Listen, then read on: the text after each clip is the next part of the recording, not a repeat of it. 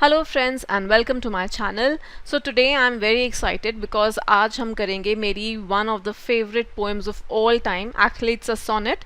तो आज हम करेंगे How Do I Love Thee Let Me Count the Ways by Elizabeth Barrett Browning, and it's like my all time favorite, one of the favorite poems from literature. तो चलिए आइए start करते हैं introduction के साथ. सो जो How Do I Love Thee है, like I said, it's a sonnet by the 19th century poet Elizabeth Barrett Browning. और ये एलिजाबेथ की सबसे फेमस और बेस्ट लव्ड पोएम है, and this appeared as sonnet 43. उनका एक कलेक्शन है sonnets from the Portuguese which was published in 1850. तो ये वहाँ पर सोनेट 43 नंबर है इसका वहाँ पर. ऑल्दो पोएम को ट्रेडिशनली इंटरप्रेट किया जाता है as a love sonnet from Elizabeth Barrett Browning to her husband, और उनके husband थे Robert browning, the again very famous poet himself, जिन्होंने माई लास्ट डचेस एंड वो सारी पोएम्स लिखी थी. पर पोएम के अंदर स्पीकर और एड्रेसी को कभी आइडेंटिफाई नहीं किया जाता बाय नेम, कि वो एक्चुअली में जिनको एड्रेस की गई है कि वो रॉबर्ट ब्राउनिंग ही है, उनको नाम से नहीं बुलाया गया है वहाँ पर. Now before we come to the poem, I would like to share their love story. जो Elizabeth Barrett और Robert Browning की love story है, I would like to share that, and I am a fan for life इन दोनों की love story का. I hope शायद आपको भी अच्छी लगेगी. So you know what had happened was that 1844 में Elizabeth had published her one volume of poetry that was titled Poems, and after that Robert Browning, he wrote to her and he praised her poetry, and after that a meeting was arranged between them by a friend, and after that their courtship began, and it is like one of the most famous courtships in literature. और जो इन दोनों के बीच की courtship थी, that was carried out secretly, and the marriage between them that also happened secretly, because Elizabeth को पता था कि उसके फादर डिसअप्रूव करेंगे. तो after a private marriage they went to Paris for honeymoon, and they later moved to Italy, and that became their home Elizabeth की death तक.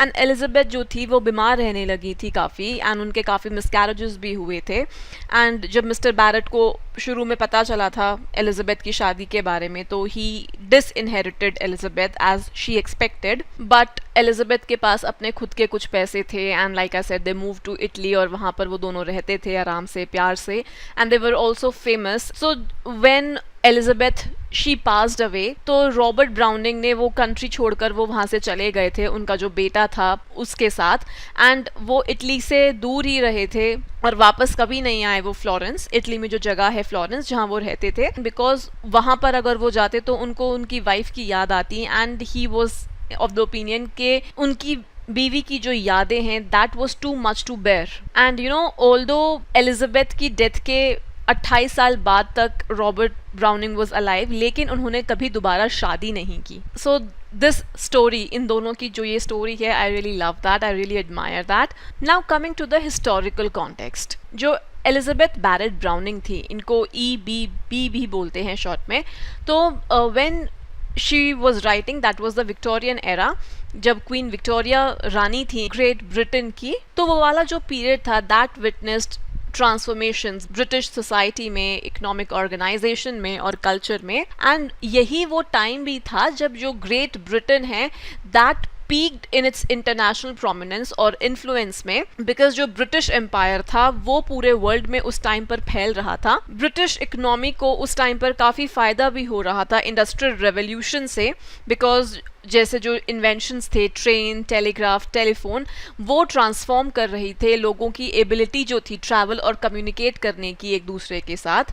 ये वाला जो टाइम था, यहाँ पर जो औरतें थी दे कुड गेन रिस्पेक्ट और prestige as authors and by writing poetry, novels and prose. पर सेम टाइम पर जो विक्टोरियन वुमेन थी वो स्टिल काफ़ी कंस्ट्रेंड थी कि वो बाहर जाके स्टिल वर्क नहीं कर सकते एंड इंडिपेंडेंट लाइव्स नहीं लीड कर सकते सोसाइटी में, बिकॉज वो जो सोसाइटी थी वो उनको देखती थी कि वो अपने हस्बैंड और फादर की प्रॉपर्टी हैं.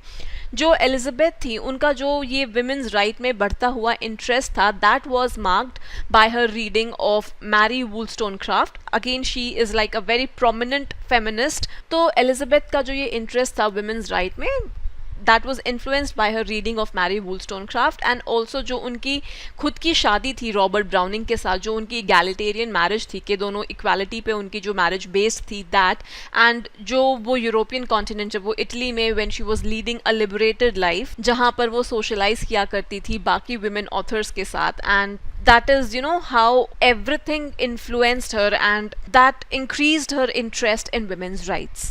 Now talking about the speaker of the poem, तो जो मैंने शुरू में बताया था जैसे कि स्पीकर को पोएम के अंदर माना जाता है कि वो एलिजाबेथ बैरेट ब्राउनिंग है, एंड जो अड्रेसी हैं इस पोएम के that is taken to be then Robert Browning, उनके हस्बैंड। तो ये वाली जो बायोग्राफिकल रीडिंग है इस पोएम की, ऑफ कोर्स इससे रीडर को इंटरेस्ट आता है और ज़्यादा बेटर समझ पाता है वो पोएम को, and this also lends depth to the poem.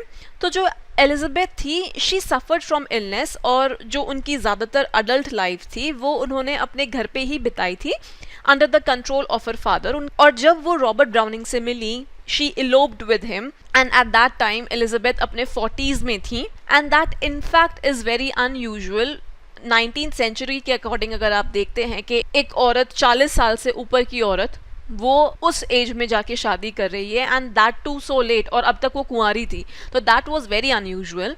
तो ये वाली जो अंडरस्टैंडिंग है एलिजाबेथ की हिस्ट्री की, दिस मेक्स इट सिग्निफिकेंट कि वो इतना ज़्यादा एम्फेसिस पुट करती हैं on freedom and choice in love, because उन्होंने अपने फादर के घर पर वो रिस्ट्रिक्टेड लाइफ जी थी। एंड पोएम के अंदर एक फ्रेज आता है ओल्ड ग्रीव्स, तो दिस ये जो इनकी बैकग्राउंड है this lends context to poem में जो ये रेफरेंस है this lends context to that.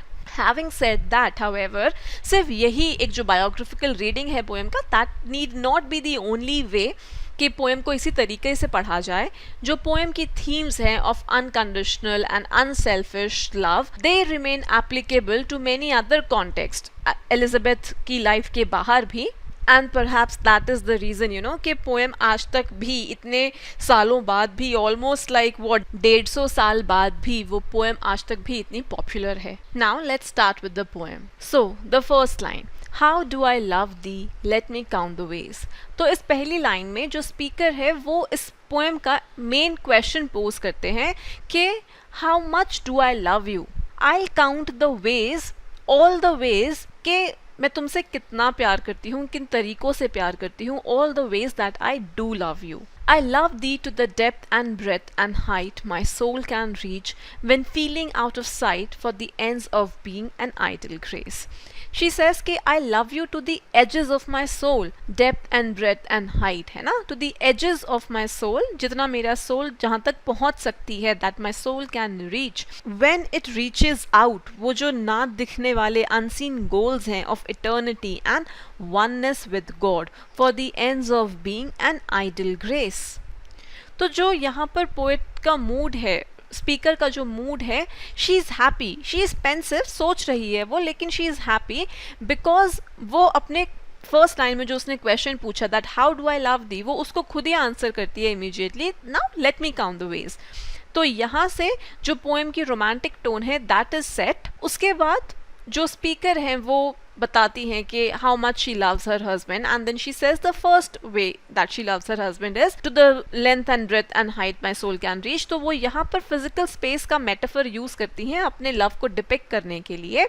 तो ये जो टैंजिबल मेजरमेंट्स हैं जो हमें देख सकते हैं हम, वो मेजरमेंट्स वो बताती हैं कि उनका जो प्यार है how great that is, it shows us the greatness of her love, the extent to which her soul can reach. जो उनका प्यार है अपने हस्बैंड के लिए वो इतना ज़्यादा है कि उनकी सोल की तरह वो एक उस पॉइंट तक एक्सटेंड होता है, वहाँ तक जाता है जहाँ तक वो उसको देख भी नहीं सकती।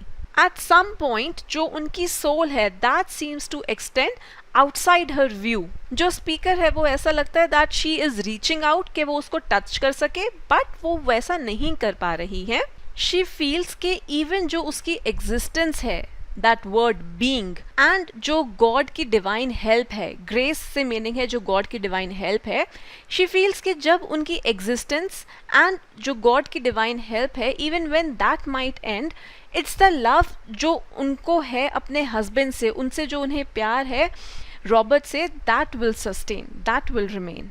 I love thee to the level of every day's most quiet need, by sun and candlelight. I love thee freely as men strive for right. I love thee purely as they turn from praise.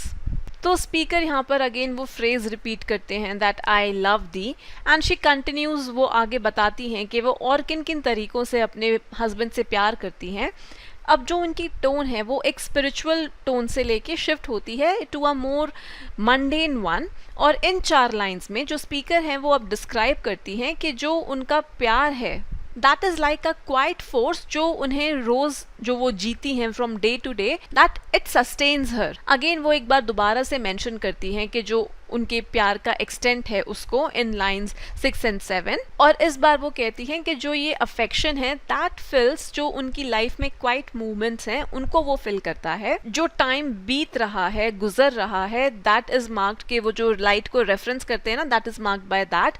And वो ये भी suggest करता है कि जो उनका प्यार है अपने हस्बैंड के लिए वो एक दिन से अगले दिन तक इट एंड्योर्स. जो लाइन 7 और 8 है उसमें जो स्पीकर है वो अपने प्यार को कंपेयर करती हैं with the experiences of mankind as a whole, and she again repeats के आई लव दी. एंड जब वो ये बार बार रिपीट करती है ना आई लव दी, तो उससे पोएम को एक कॉन्फिडेंट टोन मिलता है जहाँ पर जो स्पीकर है she is convinced and she assures the listener also कि जो उनका प्यार है दैट इज सिंसियर. वो एक्सप्लेन करती हैं कि वो अपने हस्बैंड से फ्रीली प्यार करती हैं, जस्ट लाइक जो मेन हैं they strive to do what is right for humanity, बिना उसके बारे में 2 बार सोचे. शी सेज कि वो अपना प्यार अपने हस्बैंड को she gives that love freely, बिना किसी रिस्ट्रेन के, बिना किसी हेजिटेशन के. शी फर्दर सेज कि वो अपने हस्बैंड से प्योरली प्यार करती हैं, कि जो उनका प्यार है, कहने का मतलब कि जो उनका प्यार है वो हम्बल है और उस पर कोई भी दाग नहीं है, इट्स अनटेंटेड. जस्ट लाइक जो मेन है, जो आदमी है, just the way they shy away from praise, जब वो कुछ अच्छा करते हैं और उनको आप कॉम्प्लीमेंट करते हो, and they shy away from praise. Similarly जो स्पीकर हैं वो भी ये उम्मीद नहीं रख रही, एक्सपेक्ट नहीं कर रही कि उन्हें भी उनके प्यार के लिए कमेंड किया जाएगा. Further she says I love thee with the passion put to use in my old griefs and with my childhood's faith. अब स्पीकर और इलेबोरेट करते हैं अपने प्यार के बारे में, अपने पास्ट को रेफर करके. फिर से वो रिपीट करती हैं आई लव दी, एंड अब की बार दैट सिग्निफाइज एक और पर्सपेक्टिव उनके प्यार के बारे में. जो उनकी यहाँ पर टोन है वो थोड़ी सी सीरियस हो जाती है इस पॉइंट पर. वो एक्सप्लेन करती हैं कि कैसे पास्ट में she suffered from Greaves and sadness, और कैसे उन्होंने इसके अंदर बहुत एनर्जी लगाई थी और पैशन लगाया था कि वो इस पेन को रेजिस्ट कर सकें. वो इस एनर्जी को जो उन्होंने इस सैडनेस से ओवरकम करने में लगाई थी, वो उस एनर्जी को कंपेयर करती हैं उस एनर्जी के साथ जो वो एक्सर्ट करती हैं when she loves her husband. कहने का मतलब कि जो उनका प्यार है अपने हस्बैंड के लिए वो बहुत इंटेंस है, और वो इस इंटेंसिटी को, जो उनके प्यार की इंटेंसिटी है, उसको कंपेयर करती हैं to the faith that she showed as a child. जो स्पीकर है वो अपने हस्बैंड को रिव्यर करता है वैसे ही जैसे जब आप यंग होते हो और आप अपने उस यूथ में किसी को पैशनेटली या इनोसेंटली रिव्यर करते हो, just like that. Now the last 4 lines. I love thee with the love I seemed to lose with my lost saints. I love thee with the breath, smiles, tears of all my life. And if God choose, I shall but love thee better after death. Now again that phrase, I love thee, and she repeats that for the last time. यहाँ पर जो tone है again that remains serious, because she, अब वो यहाँ पर loss mention करती हैं. जब वो बोलती है ना that she has lost love for the lost saints in her life, तो वो सजेस्ट करती हैं एक लॉस ऑफ रिलीजियस फेथ को, या फिर के that she has lost confidence in people जिनको वो एक समय पर काफ़ी हाई एस्टीम में होल्ड करती थी. तो यहाँ पर वो जो उनके हस्बैंड के लिए उनका प्यार है वो उसको इक्वेट करती हैं with the love that she once had for these saintly figures. And then जो स्पीकर हैं शी डिस्क्राइब्स के वो कैसे अपने हस्बैंड से प्यार करती हैं with all that she has got, with all her physical being. She loves her husband through smiles and tears of life, and कि वो उनको प्यार करती रहेंगी with every breath and she says that with every breath वो इस प्यार को फील करती हैं and this is the love that sustains her.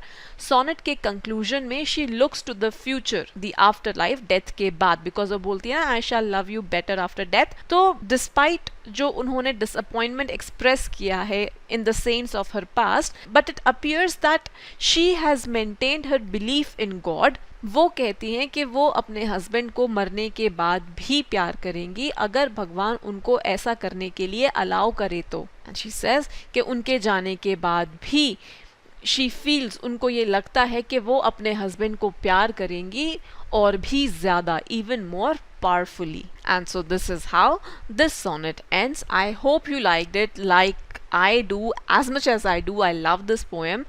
And if you did like it, then do not forget to like, comment, share and subscribe. Thank you so much.